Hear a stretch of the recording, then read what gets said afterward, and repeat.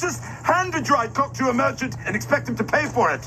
Dwarf, hands bound, being dragged toward mutilation and a beach execution, spots a 2-second window and turns it into a business proposal. When I went back and analyzed every beat of the sequence, the setup, the near death, the pivot, the psychology of what Tyrion understood about Malco and his men, and the cascade of consequences it triggered, what I found was not just a great scene.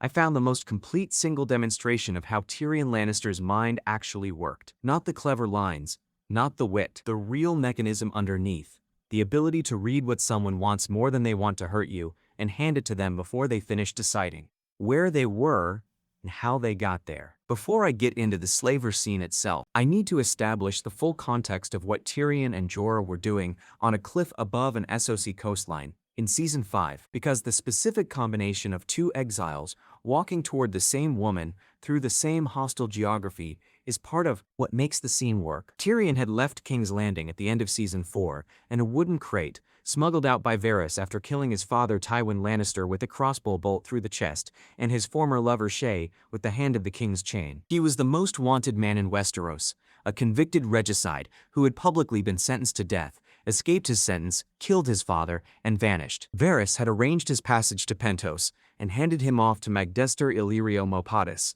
the same man who had arranged Daenerys Targaryen's marriage to Khal Drogo back in Season 1. From there, Tyrion was supposed to make his way toward Daenerys, the one Targaryen claimant who might actually have a path to the Iron Throne, and might, in Varys' calculation, be worth supporting. Jorah Mormont had a different problem. He had spent the entirety of Seasons 1 through 4 in Daenerys' service, rising from an exile spy, originally sent to report on her movements to Robert Baratheon's court, to her most trusted advisor, and arguably her most devoted follower. He had fallen in love with her. He had protected her at personal cost. He had, when his original betrayal was revealed, been exiled from her service in Season 3. She spent the following period attempting to find a way back into her trust, and eventually landed on the plan of kidnapping Tyrion Lannister, believing that delivering a Lannister prisoner, and specifically a Lannister who was as hostile to his own family as anyone in Westeros, would be the gift that convinced Daenerys to take him back. He had grabbed Tyrion out of a Volantis brothel in Season 5, Episode 4,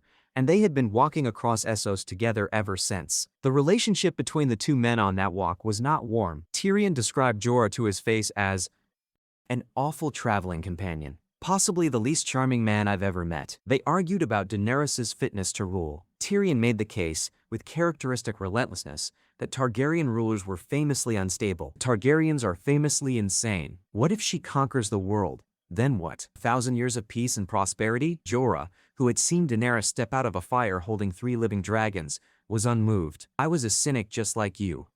And then I saw a girl step into a great fire with 3 stone eggs. When the fire burned out, I thought I'd find her blackened bones. Instead, I saw her, Daenerys, alive and unhurt, holding her baby dragons. Have you ever heard baby dragons singing? It's hard to be a cynic after that. The disagreement was genuine. 2 completely different kinds of intelligence. Tyrion's political skepticism and Jorah's direct experiential conviction, talking past each other on a cliff above the sea. Then Jorah spotted the slaver ship below, and the dynamic between them changed completely. Capture. What Tyrion understood in the first 5 seconds. When I went back and analyzed the slaver encounter from Tyrion's perspective, what I found most impressive was not what he said. It was the speed at which he read the room, before he said anything, and identified the specific leverage point he was going to use. The entire survival strategy assembled itself in his head in the time it took Malco to draw his sword. Malco, played by Adewale Akinnuoye Agbaje, a character created specifically for the television adaptation and not present in George R.R. Martin's source novels, is established as a professional slaver operating the coastal trade routes near Essos. He and his men are not random bandits. They run a specific commercial operation: capture, evaluate, transport, and sell. Every decision they make flows from one question: what is this person worth? Tyrion understood this immediately. A bandit kills you for your purse. A slaver kills you if you are worth less alive than dead.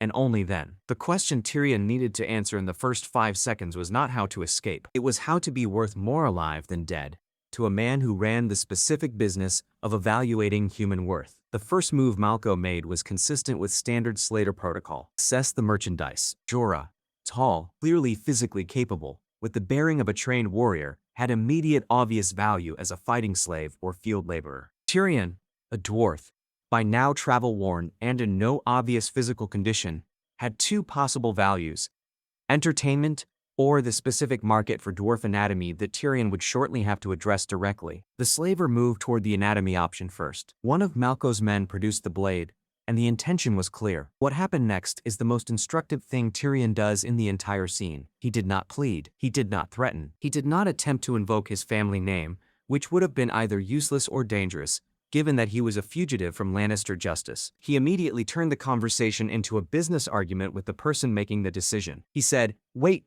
wait, wait, wait. You can't just hand a dried cock to a merchant and expect him to pay for it. He has to know it came from a dwarf. And how could he know unless he sees the dwarf?" The slaver responded that it would be obviously dwarf-sized. Tyrion delivered the line that has been quoted endlessly since the episode aired.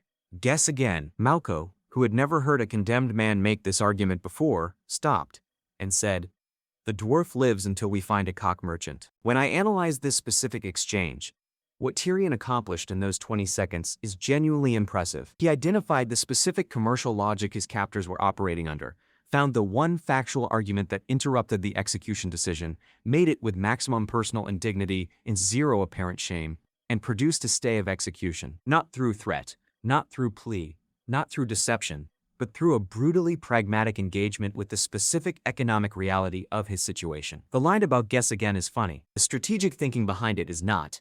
It is the fastest possible leverage point available to a bound man with 5 seconds to live, deployed with perfect timing. Tyrion had just bought himself time. Now he needed to buy both of them a destination. Intelligence pivot.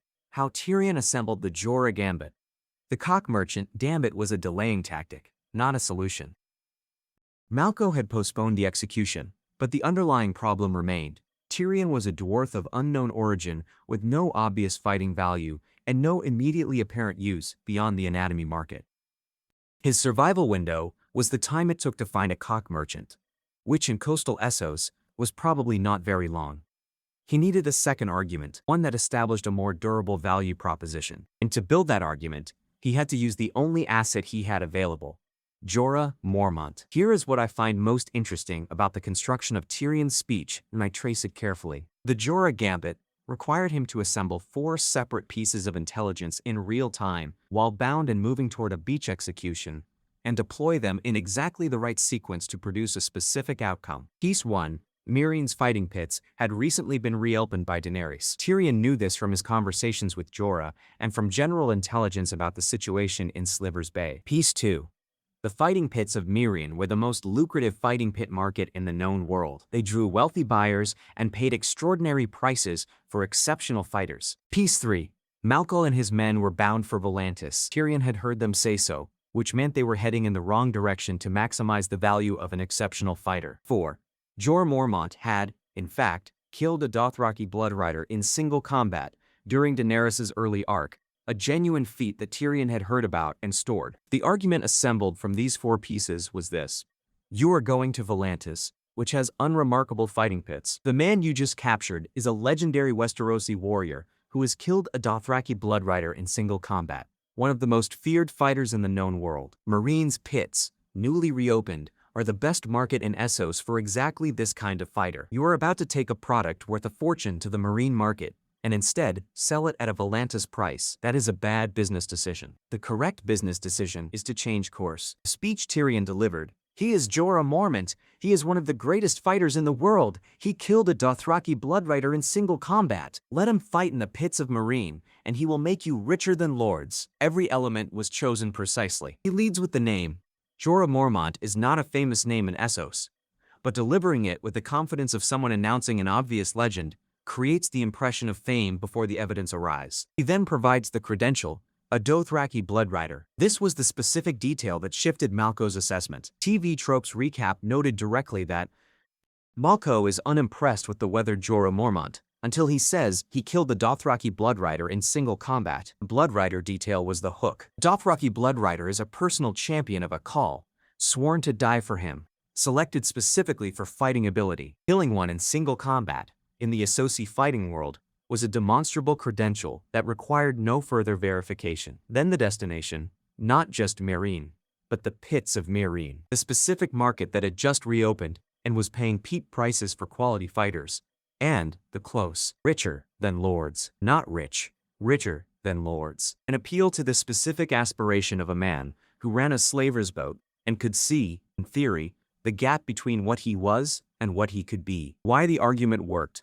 The psychology of Malco's decision. When I analyzed why Malco accepted Tyrion's argument, because he did not have to, and there were obvious reasons to be skeptical, what I found was that the speech worked not because it was perfect, but because it was built on the specific values and priorities that Malco actually had. Tyrion had not pitched an ideal argument. He had pitched the argument that the specific man standing in front of him was most likely to accept. The first thing Malco was, a professional. He ran a commercial operation. He was not emotionally invested in killing Tyrion or Jorah. They were cargo, not enemies. The argument that redirecting the cargo to a better market would produce more revenue had no emotional obstacles to overcome. Malco was not going to refuse to go to Meereen out of pride or anger.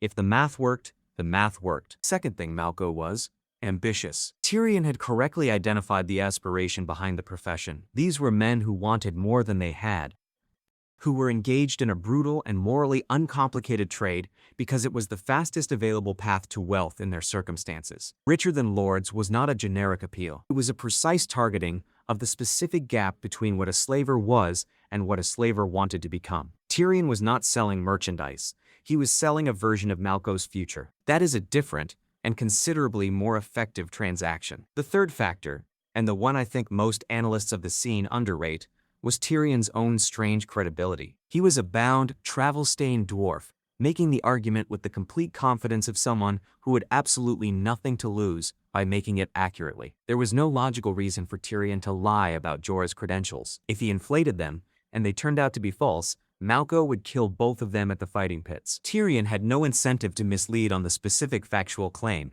that Jorah had killed a bloodrider because it would be immediately testable when Jorah fought. The argument had a kind of structural honesty to it. Tyrion was not promising what Jorah would do in Meereen. He was promising what Jorah had already done, and letting Malco draw his own conclusions about what a man who had done it once was worth in a fight. There is also, running underneath the entire argument, the question of Tyrion's own value. He had secured a stay of execution with the cock merchant argument, but that was temporary. The Jorah pitch contained an implicit second argument.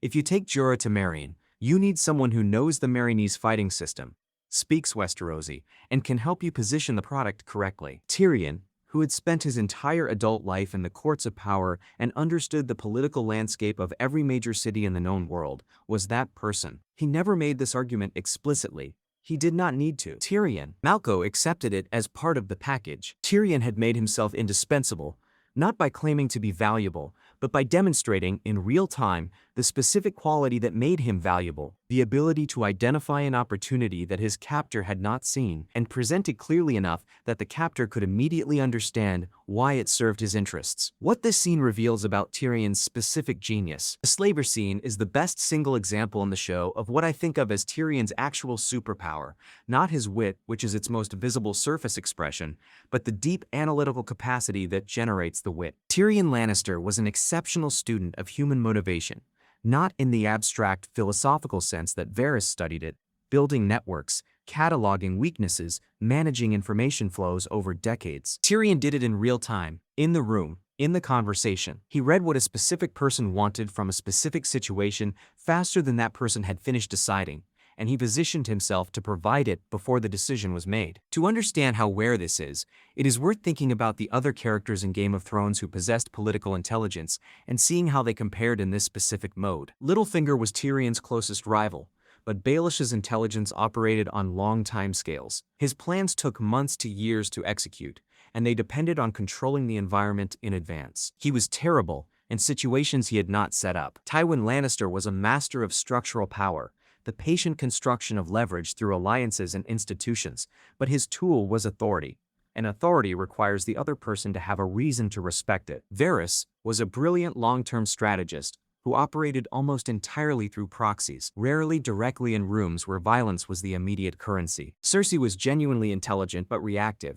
She responded to threats rather than converting them. Tyrion was the only character in the show who could walk into a hostile situation with no preparation, no authority, no weapons, and no prior knowledge of the specific people in the room, and produce an outcome that served his interests by the time he left. He did this at the Eyrie in Season 1, when he confessed to all his crimes so loudly and entertainingly that the crowd laughed, and Lysa Arryn was forced to grant the trial by combat she wanted to deny him. He did it at Blackwater, when he rallied Night's Watch men who were ready to surrender to a fleet on fire, with a speech so direct and so stripped of sentimentality that they followed him through a tunnel into a burning dock. He did it in Mirienne, in Season 6, when he met with the masters of Yunkai and Astapor and negotiated a 7-year phase-out of slavery without any military leverage, using only the logic of shared economic interest. The slaver scene is the most compressed and the most perfectly staged example, but it is not exceptional. It is Tyrion operating in his natural mode. Why this scene also changed their relationship. When I think about what the slaver scene does beyond the immediate survival mechanics, one thing I find consistently overlooked in discussions of it is what it does to the relationship between Tyrion and Jorah. These two men had been argued opponents on the road from Volantis. Jorah the true believer, Tyrion the brilliant skeptic, both heading toward the same woman for completely different reasons. The slaver scene reorganizes that dynamic fundamentally. Before the scene, Tyrion was Jorah's prisoner, a man being delivered as a political gift without being consulted about whether he wanted to be delivered. Jorah had the physical authority and the tactical control of their situation. After the scene, the equation had shifted. Tyrion had just saved Jorah's life, or, more precisely, he had identified the only argument that would keep them both alive and made it before Jorah could. Jorah was not slow or stupid. He was simply not the person in the room with the fastest political intelligence. Tyrion was. And Jorah understood immediately what had just happened.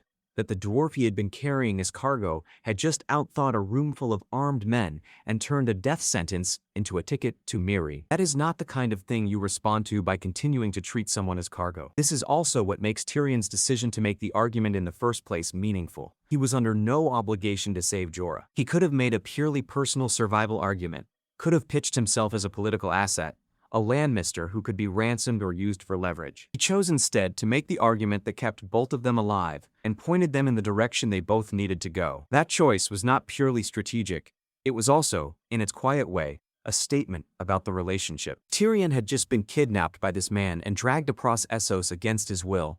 He saved him anyway. There is no single clean reading of that moment, but the most honest one is that Tyrion, even in chains, was not willing to survive by abandoning the person standing next to him. That quality, the willingness to extend the solution to include the person beside him, is what distinguishes Tyrion's intelligence from Littlefinger's Littlefinger. Would have made the argument and left Jorah behind. Tyrion made the argument and took him along. The slave auction. What Tyrion did when the first plan ran out. The slaver scene in Episode 6 produced an immediate result. Malco agreed to take them to Meereen.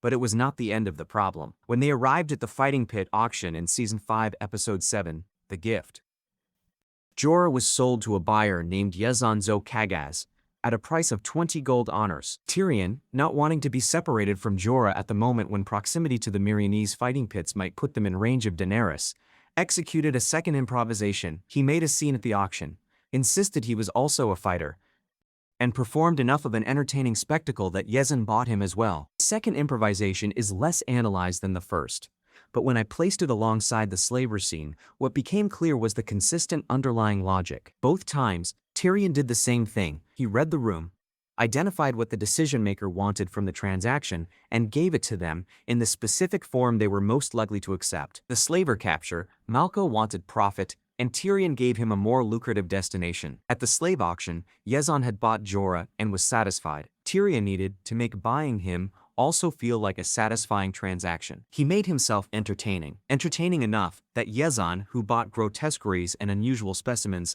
found the arguing dwarf worth adding to his purchase. The second improvisation lacked the pure survival urgency of the first, but it demonstrated the same core skill. Tyrion could make any transaction in any room seemed like it served the interests of the person controlling the transaction, even when the person controlling the transaction was a slave buyer and the commodity being transacted was himself. The larger pattern, how this scene fits Tyrion's full arc. When I step back from the slaver scene and place it in the context of Tyrion's full arc across Game of Thrones, what becomes visible is a character whose single most powerful trait was consistently weaponized against the exact circumstances that were supposed to neutralize it. Tyrion was a dwarf in a world that assigned no value to dwarves outside of freak show entertainment. He was a Lannister in exile, stripped of the family wealth and authority that usually protected Lannister interests. He was a convicted criminal, a parasite, a fugitive. Every conventional source of power he had ever possessed had been removed. And in Season 5,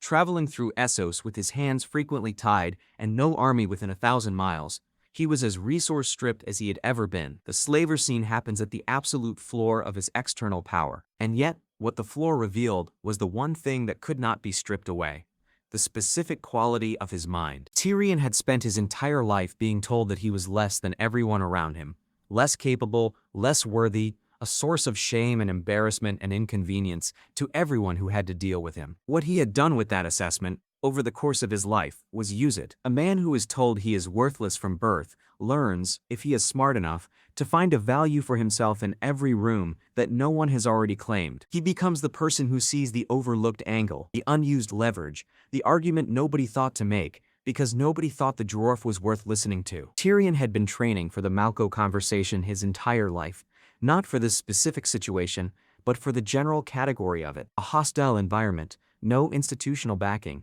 an audience with no reason to cooperate, and a window of approximately 5 seconds to find the argument that changes the outcome. This is also why Tyrion ultimately found his way to Daenerys Targaryen, and why that partnership, however troubled it eventually became, made sense in the logic of the show. Daenerys had the kind of power that Tyrion could not generate himself: armies, dragons, legitimate claim, the instinctive loyalty of people who had been given reason to hope. What she lacked was the specific intelligence that Tyrion provided, the ability to sit across a table from people who wanted to destroy her and find the argument that made them decide not to. Varys had understood this when he arranged Tyrion's journey to Essos. The slaver scene was the proof of it. Jorah Mormont had lived on Daenerys' behalf for years and died for her cause. Tyrion Lannister had been in the world for 40 years, learning to turn death sentences into business proposals. Both skills were necessary for what was coming. The slaver scene on that cliff above the SOC coast was the moment Tyrion proved he had earned his place at the table, not by being born to it, but by talking his way into a room full of armed men who had already decided to kill him, and leaving with both his life and his traveling companion intact.